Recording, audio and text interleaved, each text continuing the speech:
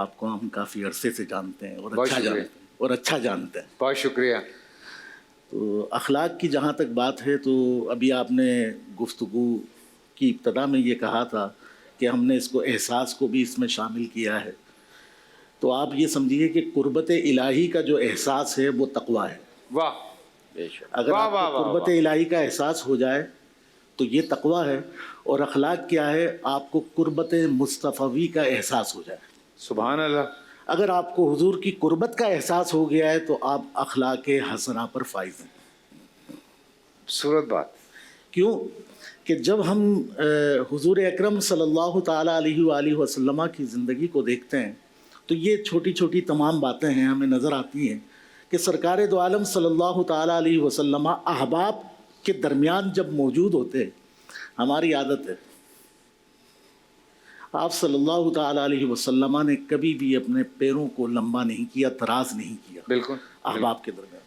اور جب مجلس میں ہم نشین ہوتے تو اپنے ہم نشینوں کے زانوؤں سے آگے آپ کے زانو مبارک نہ ہوتے.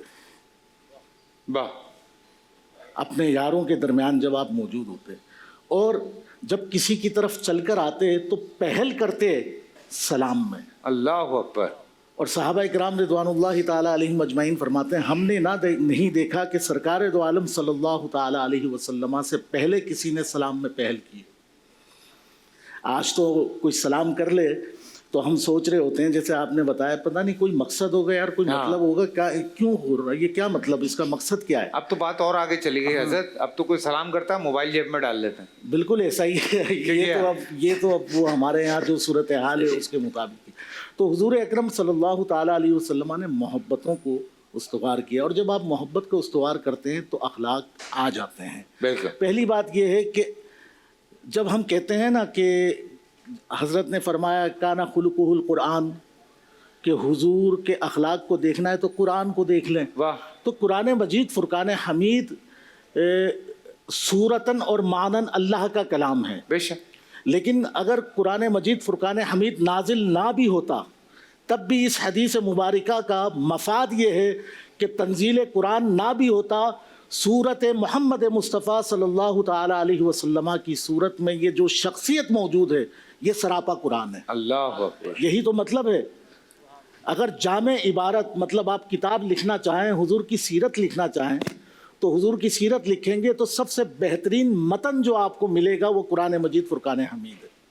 تو قرآن مجید فرقان حمید حضور کی سیرت ہے. حضرت اگر آسان کریں تو یوں کہیں گے کہ ایک تھیوری ہے اور ایک پریکٹیکل. بالکل ایسا ہی ہے، بالکل ایسا ہی. دیکھیں نا خلق جو ہے اللہ رب العزت نے لقد احسنا، مطلب خلقنا الانسان فی احسن تقویم، احسن تقویم پر ہمیں خلق کیا اللہ نے. بالکل. ہمارے جسم کو یہ خلق ہے، ہماری ظاہری بناوٹ خلق ہے، بالکل. ہماری باطنی بناوٹ کا نام خلق ہے اور وہی اخلاق ہے. بے شک بے شک. جیسے ام المومنین حضرت عائشہ رضی اللہ تعالیٰ عنہ سے پوچھا گیا کہ حضور کے بارے میں بالکل کہ ان کے اخلاق کیسے ہیں تو انہوں نے کیا کہا تھا کہ آپ نے قرآن نہیں پڑھا. دیکھیں جب ہم حسین آدمی سے ملتے ہیں، کتنا حسین آدمی ہے، لیکن جب ہم اس کے باطن سے ملتے ہیں تو ہمیں پتہ چلتا ہے یہ کتنی حسین سیرت والا بھی ہے. واہ واہ.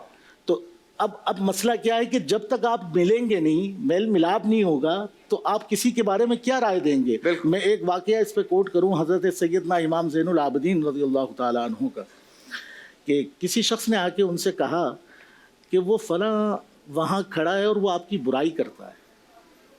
تو اس کی چاہت یہ تھی کہ شاید امام جو ہے امام زین العابدین غصے میں آ جائیں گے، اس سے سنیں گے. تو آپ نے کہا کہ اچھا وہ میری برائی کرتا ہے. تو آپ نے کہا چلے اس کی طرف چلتے ہیں. آپ اس کو ہمراہ لے کر اس جانب چل پڑے اور اس آدمی کے پاس گئے اور اس سے کہا کہ اس نے کہا ہے کہ آپ مجھے برا سمجھتے ہیں، تو اگر مجھ میں وہ برائی ہے تو دعا کیجئے کہ اللہ مجھ سے وہ برائی دور فرما دے.